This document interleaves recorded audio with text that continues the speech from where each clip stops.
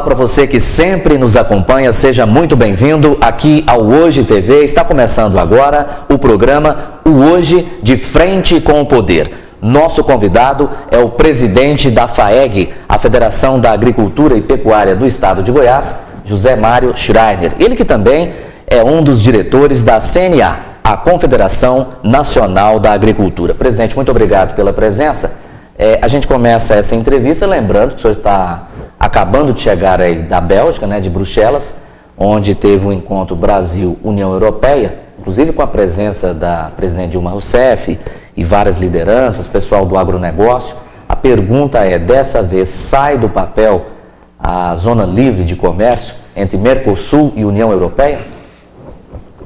Cumprimento nossos telespectadores, os internautas e também a todos que estão nos assistindo nesse momento. Parabenizo pelo programa, o Hoje TV e o programa De Frente com o Poder. Obrigado. E dizer que eu voltei extremamente animado dessa missão internacional.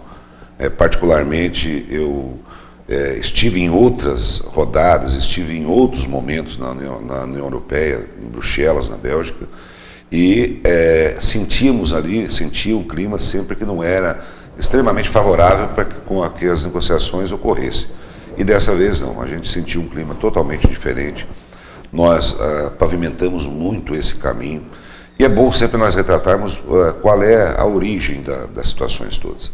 O Brasil está muito atrasado nos acordos comerciais, acordos bilaterais e mesmo acordo com blocos. A gente não viu nos últimos anos isso ocorrer no Brasil. E é extremamente... Por quê, presidente? Olha, existe talvez o maior problema seja o próprio Mercosul, porque o Brasil faz parte do Mercosul. Então ele não tem como avançar sem que o bloco avance. E nós temos problemas pontuais, como por exemplo, problemas da Argentina, o acesso agora recente da Venezuela no Mercosul, que faz com que essas negociações todas se atrasem. E por que eu digo isso? Quando você vai negociar um bloco, você vai negociar acordos comerciais, dentro do próprio país, você tem que ter no mínimo 90% de convergência ou de acordo interno no Brasil, por exemplo. Os vários setores que estão envolvidos numa negociação internacional, eles têm que ter 90% dentro do próprio país de adesão, porque senão não é um bom acordo. Também dentro do bloco, você tem que ter em cada país essa absorção ou essa aprovação de 90% e comumente também o bloco tem que ter 90%. Isso é o que se aplica na metodologia de negociação internacional. E nós não havíamos conseguido avançar. Hoje ainda estamos com alguns problemas para resolver no Mercosul? Sim. Agora, eu acredito e nós acreditamos que o Brasil deve sim levar todos os parceiros no Mercosul. A Argentina é um parceiro comercial importante para o Brasil, principalmente para o setor automotivo, onde é destino de boa parte dos nossos produtos automotivos. Agora, um acordo com a União Europeia é extremamente importante, eu vou dizer por quê. 23% dos destinos das exportações brasileiras são para a União Europeia. Então, é um mercado extremamente importante.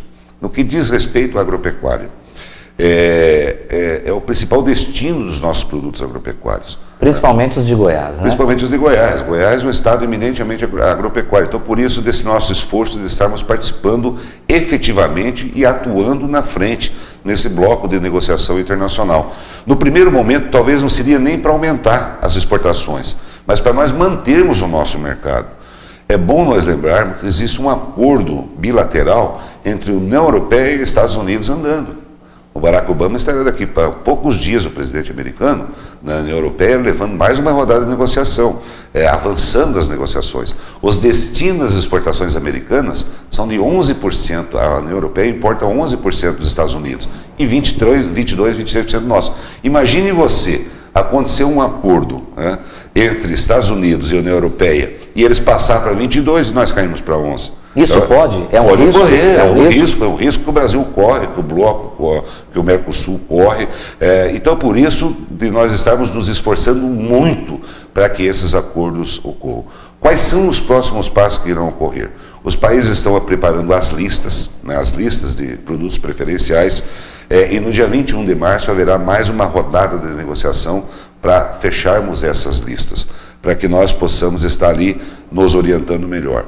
Mas o que deu para sentir de fato, a presença da presidente Dilma, a presença e também como foi colocado as posições do Brasil, a presença do bloco empresarial extremamente importante, do agronegócio, da agropecuária, das quais nós estivemos presentes, a senadora Cátia Abreu junto com a gente, nos acompanhou, também o setor industrial, onde nós temos algumas questões, como por exemplo os produtos químicos, onde se teme essa concorrência ou esse acerto, mas por parte da União Europeia deu para sentir que existe uma possibilidade muito grande da gente poder avançar. E se Deus quiser nós vamos conseguir romper, porque é extremamente importante para o Brasil. Presidente, nessa lista que será apresentada, Goiás já é grande exportador, por exemplo, aí de soja, de carne. O que pode ser acrescentado? Bom, nós temos 5 produtos preferenciais do agronegócio brasileiro, que inclui Goiás. Nós temos soja, complexo soja, nós temos carnes, nós temos suco de laranja, nós temos celulose e nós temos mais alguns outros produtos que são extremamente importantes para a União Europeia. O que a gente pretende? Nós, por exemplo, no setor de carne bovina, nós temos cotas. A cota Hilton, que é uma cota onde a União Europeia importa de vários países. Simplesmente da questão de nós conseguirmos aumentar a nossa cota Hilton, de exportação de carnes, é um produto e um preço muito bom, um preço que agrega bem e paga bem por esse mercado. E outros produtos, por exemplo, frango. Frango nós exportamos relativamente pouco para a União Europeia, nós temos condições de aumentar. Aí os europeus falam assim, olha, mas nós temos questões que na União Europeia se produz bastante frango. Sim, mas o Brasil pode entrar compensando. Na questão de carnes, nós temos um país que compõe o bloco europeu, que é a Irlanda, que faz algumas restrições. Mas cada um vai ficar com o seu problema, é aquela velha história. Eu resolvo, nós não podemos muitas vezes misturar os problemas, porque aí dá um problema maior. Agora, a União Europeia resolve seus problemas, o Brasil tem que resolver os seus problemas no Mercosul, e se não resolver, ele tem que andar sozinho. Agora, como eu já falei, é importante que nós avancemos em bloco. A Argentina sofre seus problemas internos, mas o Brasil também não pode ficar à mercê eternamente dos problemas e conflitos econômicos internos que a Argentina vive, apesar de nós reconhecermos como ser um parceiro importante para nós. Agora, nós não podemos aí pagar o pato, como a gente se fala na gíria popular, por problemas políticos, problemas econômicos que a Argentina enfrenta. Então o Brasil tem essa consciência e eu estou muito animado, eu voltei extremamente animado, satisfeito da nossa missão ter atingido o seu objetivo momentâneo, e o objetivo final é esse, nós caminharmos por uma lista preferencial, de nós sermos parceiros preferenciais da União Europeia, e também nós partimos aí para uma zona de livre comércio, que seria aí o céu, né? Seria esse acordo intermediário, nós manteríamos e aumentaríamos, mas a zona de livre comércio sim. O potencial da União Europeia é algo fantástico, a população, o consumo. Então, portanto, e quando a gente fala de comércio, de listas de comércio e de zona de livre comércio, nós temos que ver que são os dois lados. Nós vendemos para eles e eles também nos vendem para cá. Então, por isso que nós temos que acertar muito a nossa questão interna e partirmos para esse acordo global. Presidente, qual vai ser o reflexo desse acordo para Goiás? Me parece que o Estado, no ano passado, exportou aí para a Europa cerca de 1 bilhão e 600 milhões de dólares, algo em torno disso, né? Seria isso. O Goiás tem condições de avançar essas exportações? Ou não, a meta é só manter isso aí? Não, o primeiro momento é nós mantermos. O que nós não queremos é perder. Pelo que o senhor está dizendo, há risco de se ter... Há risco real. Olha, a gente fica assustado quando você vê a dimensão em que envolve, por exemplo, a negociação americana, eu estou falando isso dos Estados Unidos, ela envolve fornecimento de gás oriundo do xisto para a União Europeia, que é um produto fundamental para aqueles países frios que consomem gás, que hoje vem basicamente da Rússia e de outros países do leste europeu, mas se imagine entrar uma negociação, nós estamos falando de algo que movimenta a vida e movimenta a energia, gás, energia, e isso está em jogo, né? no momento em que nós falamos que 23% dos destinos das nossas exportações é a União Europeia e que dos Estados Unidos é 11%, que ele pode ir para 22% e o nosso recuar, é um prejuízo enorme, é algo que a gente não pode nem mensurar. Agora, por um outro lado, se nesse primeiro momento a gente conseguir manter, e nós vamos trabalhar firme, nós vamos trabalhar duro, nós tivemos uma reunião com a presidente Dilma, a classe empresarial brasileira, muito produtiva, onde uma reunião por mais de 3 horas, a gente colocando claramente um grupo de 30 empresários e representantes do Brasil com a presidente, onde afinamos o discurso brasileiro e que foi extremamente fantástico. E o que pode redundar isso no futuro, se essa situação toda avançar? Pode resultar num incremento de 40% das nossas exportações. É isso que a gente busca. Então, portanto, a nossa preocupação é nós estarmos mantendo e buscando o mercado externo. Nós temos hoje, por exemplo, a China, que absorve produtos enormes, uma quantidade enorme de produtos brasileiros, e é importante a gente falar um pouco sobre China. A União Europeia, a gente poder ampliar esse mercado em 40%, e principalmente são mercados que pagam bem, são mercados exigentes, mas de que tem condições da gente trabalhar. Então é isso, esse todo é o efeito do nosso trabalho. Está produzindo bem para dentro da porteira. Isso aí, o produtor brasileiro, o produtor goiano é craque. O produtor brasileiro é Pelé na produção. Não existe um país no mundo onde nós conseguimos produzir tão bem, com qualidade, quantidade, com regularidade, enfim. Mas nós estamos pensando depois. Aí nós temos problema de fora da porteira, que é as nossas rodovias, ferrovias, vamos indo para os portos e buscar o mercado, realmente o mercado consumidor que paga bem. Esse mercado chinês que o senhor citou aí, quando é que Goiás vai estar fazendo esse comércio exterior para a China? Hoje, a China importa muito produto de Goiás. Né? Se nós formos avaliar a exportação do complexo soja, de grãos, principalmente de grãos, é extremamente importante. Agora nós estamos incluindo na pauta milho, outros produtos, enfim, a China tem um mercado potencial enorme. E o que a gente observa na China? Alguns fatores importantes. Hoje, 70% da população da China é considerada rural, quer dizer o quê? Mora na roça. Às vezes, alguns números falam que é 50%, que 20% já trabalha na cidade, mas ainda continua com endereço na roça. Mas me parece que essa população está migrando para a cidade. A tendência é migrar, e aí que vem o grande negócio. 600 milhões de chineses devem migrar para o meio urbano. Isso é algo, assim, que se a gente for avaliar, são 3 Brasis mudando para a cidade.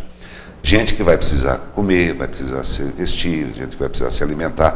Então, portanto, a China vive um momento fantástico, de mudanças fantásticas, que favorece o Brasil, que favorece nós que somos produtores essenciais de alimentos. Né? Essa população vai precisar de ter acesso à comida. Mais que isso, as últimas reformas do governo chinês, que foram anunciadas em agosto, setembro, dão sinais de que a China está abrindo, está mudando, né?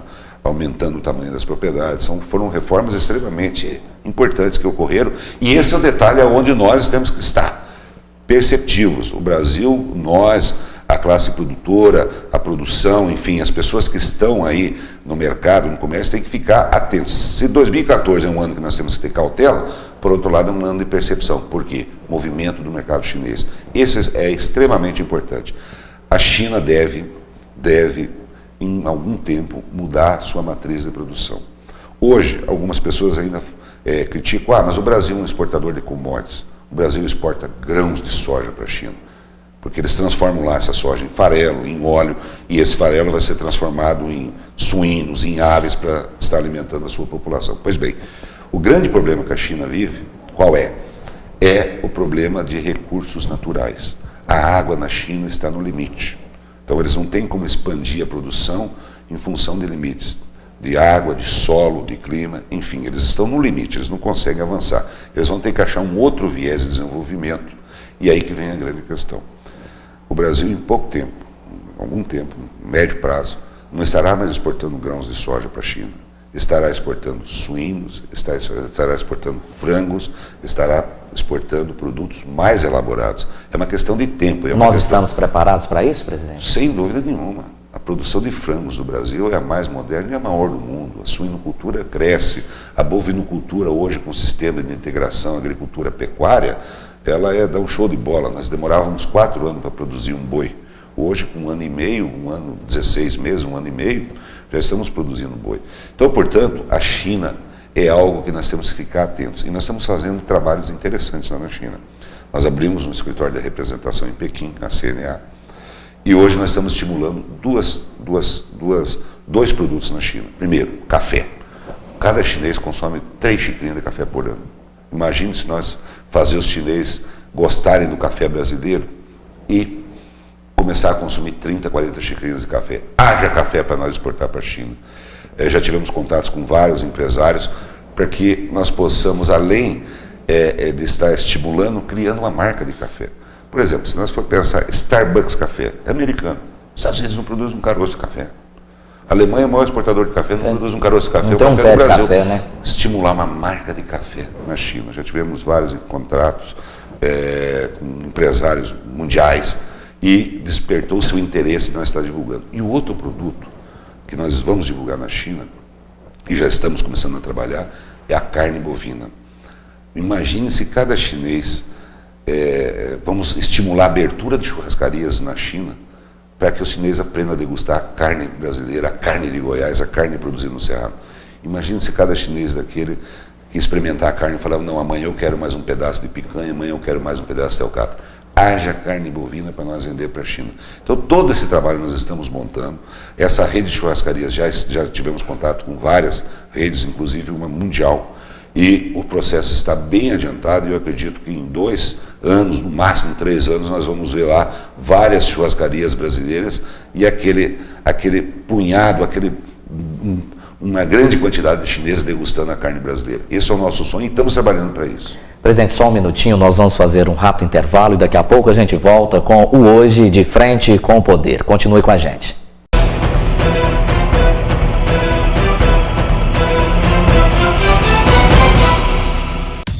Informação de qualidade ao seu alcance. Com mais de 50 jornalistas, o Hoje traz as últimas notícias sempre pautado pela credibilidade e seriedade em todas as editorias. E classificados com muitas ofertas de produtos, serviços e publicações legais. O Hoje possui estrutura própria que permite agilidade e qualidade na impressão, garantindo a distribuição em 93% dos municípios. Nas 15 maiores cidades, região metropolitana em torno de Brasília e Distrito Federal, conta com logística própria e correspondentes. A distribuição é dirigida ao comércio, condomínios, órgãos públicos, entidades de classe e outros locais de grande fluxo. Com média de 12 leitores por exemplar, o Hoje atinge 310 mil pessoas diariamente. Essa grande cobertura coloca o Hoje entre os jornais de maior influência do Centro-Oeste. Forte presença na internet, com acesso livre no portal. Leia e anuncie. O Hoje, o único com informação gratuita que tem conteúdo.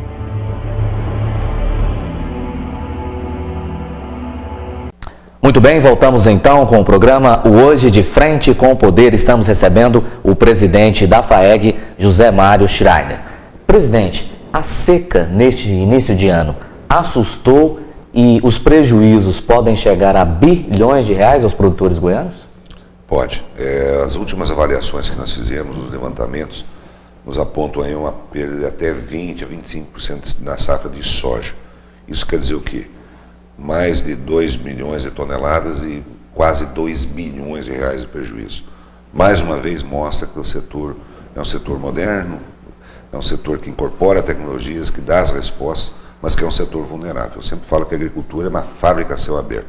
Precisamos melhorar, modernizar o seguro rural para que esse prejuízo não seja, não fique só por conta do produtor, do consumidor, mas acima de tudo um modelo de seguro que consiga dar uma segurança e uma perda mitigada, uma perda dividida. É impossível a gente conviver com o modelo atual. Presidente, como vai a eterna, vamos dizer, briga, entre aspas, dos produtores, principalmente de carne e de leite, com as indústrias desses setores? Tem avançado bastante. Os setores têm se modernizado, existe diálogos bem estruturados, o caminho do diálogo é um caminho importante. Agora, é importante nós observarmos os aspectos em que o produtor, por um lado, ele está se profissionalizando. A FAEG tem feito muito isso. Nós temos aí vários grupos, vários programas, como o Balde Cheio, onde o produtor ele tenta perenizar também a sua produção. Nós temos exemplos aí de produtores que produziam 30, 50 litros de leite e hoje, numa área pequenininha, eles estão produzindo 500 litros. Isso quer dizer o quê? Esse produtor ele conseguiu avançar, ele conseguiu melhorar, conseguiu fazer com que a sua oferta regular também estivesse lhe dando uma garantia de uma renda mensal bem melhor. Por um outro lado, também a indústria, claro, principalmente a indústria de leite, ela tem se modernizado, tem incentivado, fomentado, e existe uma expectativa aí também de leite, do leite ser aí um grande produto do Brasil. Agora, no setor de bovino de corte, nós temos aí aquele eterno problema que é da concentração, é um problema muito sério. Tem cartel, presidente? Não poderia fazer essa afirmação. Agora, que existem reclamações, né, e que existem aí financiamentos vultuosos financiando grandes grupos, isso eu sei, todo o Brasil sabe disso. Portanto, é um setor que ele tem que ser... Então o senhor pode falar? Ele tem que ser acompanhado de perto, ele tem que ser observado de perto. E essa relação é importante. A pecuária de corte, ela viveu momentos bastante difíceis, com uma renda muito pequena. Nós estamos estruturando um programa de desenvolvimento de pecuária de corte em Goiás e no Brasil, a FAEG, a CNA, para que a gente possa estar disponibilizando aos pecuaristas. Agora, por outro lado, também é importante essa relação do mercado. Vimos aí, agora, recentemente, outros fatos mostrando que apenas uma carne tem qualidade em detrimento de outros 200 frigoríficos no Brasil. Então, são situações que a gente tem que estar observando, tem que estar acompanhando, nós temos que estar reclamando, porque não é razoável essa concentração da forma que está, mesmo porque prejudica toda a relação, a cadeia produtiva, a relação. Tem uma saída, presidente, para isso? Também os consumidores. Saída tem sim, eu acredito que todos nós temos que ter responsabilidade, nós temos que estar azeitando o diálogo, existe a necessidade também do poder público, dos governos estar participando desse diálogo, porque não é possível você ver financiamento público para concentrar de uma forma muito grande esse mercado, e além de tudo ainda muitas vezes levando a fazer com que uma determinada marca seja preponderante em detrimento de outras. Então o que a gente defende é isonomia e igualdade para todos. Estamos lutando, estamos buscando linhas de crédito também para financiamentos de frigoríficos médios, aqueles frigoríficos que dão o equilíbrio do mercado. E por que isso é importante? É importante para o produtor e para o consumidor. Quando eu falo essas situações, eu não falo só em detrimento de produtor rural, mas principalmente do consumidor. Imagine vocês amanhã, nós temos apenas uma marca. Então é uma situação que ela não é vantajosa, ela não é bem-vinda. Nós temos que dar condições de disputa. Presidente, há ingerência política nessa situação? Não, eu não posso afirmar de maneira nenhuma. Agora, que existe dentro do próprio sistema, ou dentro da própria aplicação, do direcionamento do BNDES, recursos vultuosos que muitas vezes poderiam estar irrigando milhares de pequenas e médias empresas. Então essa é uma situação que... E é dinheiro público, é dinheiro do contribuinte, é dinheiro da população brasileira. Então são situações que eu acredito que elas têm que ser debatidas com a maior clareza possível.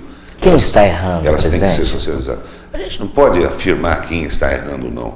Agora são decisões e situações que elas têm que ser compartilhadas de uma forma mais ampla. Nós vimos há poucos meses atrás recursos bilionários do BNDES terem sido colocados em uma determinada empresa, onde o patrimônio e os papéis dessa empresa viraram pó.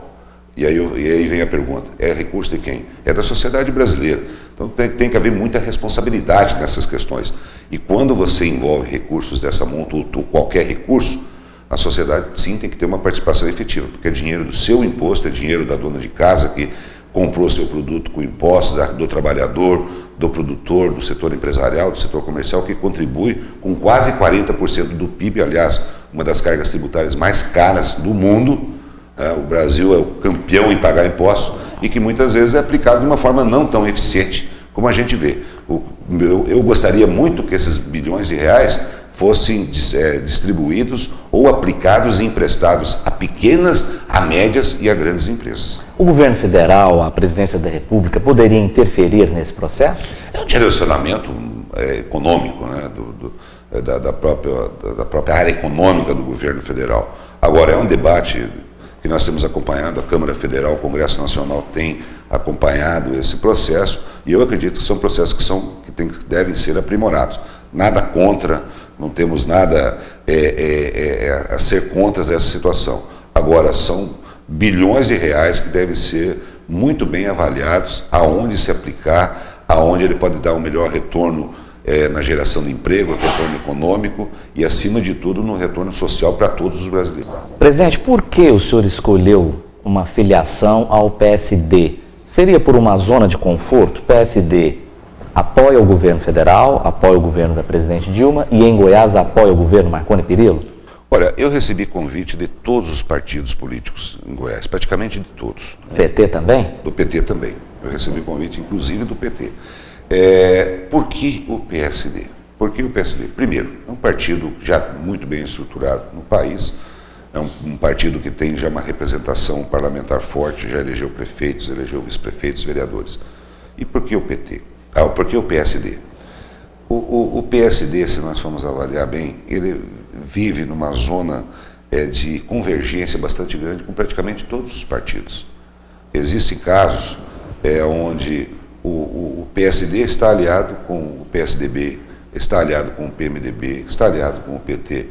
Então existe uma zona de convergência. E mesmo porque, para nós tomarmos essa decisão, eu consultei muito os amigos, as bases, os companheiros, e a opção do PSD foi exatamente por essa, por estar mais ao centro, convivendo bem. Nós temos pessoas que militam conosco e que estão conosco, que são de lados opostos, que são de uma sigla, que são de outra sigla, e o PSD ele consegue agregar. Então foi no sentido da gente poder, primeiro, já ter um partido estruturado, um partido que tem lideranças fortes, um partido que tem uma presença muito forte no estado de Goiás e no Brasil, além do que também dá para nós agregar e trazer todas essas pessoas que são possíveis apoiadores e que são simpáticos a esse nosso projeto.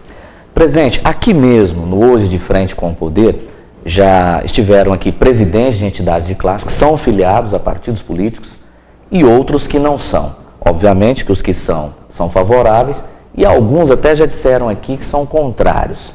Como é que o senhor administra essas duas questões? Ser um pré-candidato a deputado federal e ser presidente de uma entidade importantíssima como é a Federação da Agricultura? É interessante, né? Essa é uma pergunta interessante e que, em primeiro lugar, nós fomos eleitos para sermos presidente da FAEG. Isso é fundamental. Nós representar os produtores, defender os seus interesses, criar os programas para que todo esse setor possa avançar e junto com a sociedade. Eu não acredito em evolução separada. Se o produtor vai bem, com certeza a dona de casa vai ter o seu produto, o seu alcance, enfim. Então esse é extremamente importante. E essa nossa luta, ela é tranquila e ela tem lado. Eu vou dar um pequeno exemplo disso.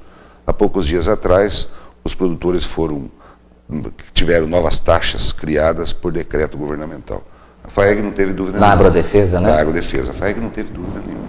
Discutimos, conversamos, dialogamos, sem problema nenhum. Agora, a partir do momento em que protestaram, né? O diálogo não surtiu efeito, a FAEG protocolou um mandato de segurança contra as taxas da agrodefesa, defendendo os interesses daqueles das quais nós representamos e que são legítimos.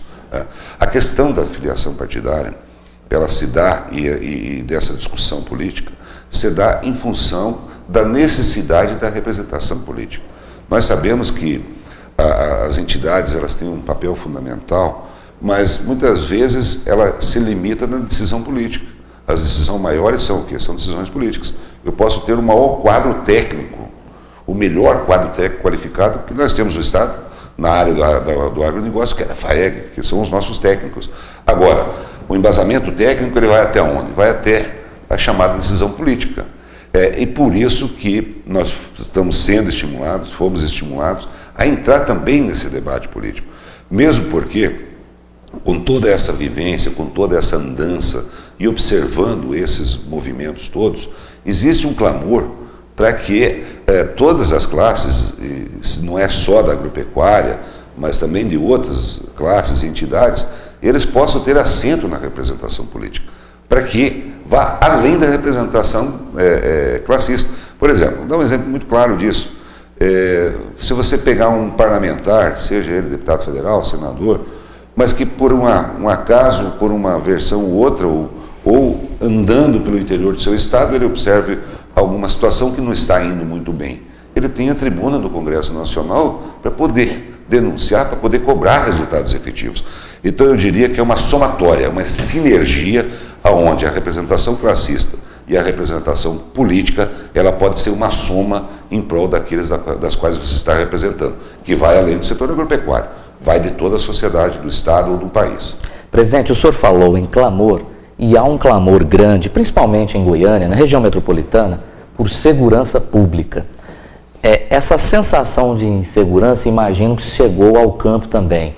Mas a pergunta essa enorme sensação de insegurança aqui na região metropolitana, ela interfere também no agronegócio? 100%. Se nós vemos o transporte público, o setor agropecuário não tem nada a ver com o transporte público, tem tudo.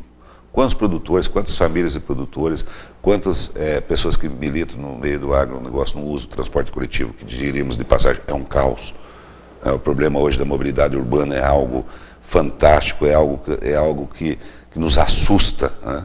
Nos assusta de vermos hoje que a população não tem acesso a um bom transporte coletivo, não tem acesso às vias. São problemas de inversões de valores no Brasil, que pensou-se encher as ruas de carros, prejudicando todo um sistema, mas não se pensou como que esses carros vão se movimentar. Então essa preocupação ela permeia também pelo meio rural, como a segurança pública. E a segurança pública ela tem um fato talvez até maior. A partir do momento em que você aperta ou arrocha o combate à criminalidade nas regiões metropolitanas, nos grandes centros, elas vão migrando. Migra para a cidade menor, migra para outra menor e migra para o meio rural, que é o meio mais desprotegido. O produtor rural ele fica totalmente à mercê, ele vive de uma forma isolada, ele está lá naquele caminho que não tem nenhuma saída. Então hoje o produtor, a pessoa que mora no campo, ela vive em total estado de insegurança. Existem casos em que as pessoas, a hora que vai anoitecendo, ele entra em pânico. Ele pega a sua motocicleta, pega a sua bicicleta, pega o seu carrinho e vai embora para a cidade.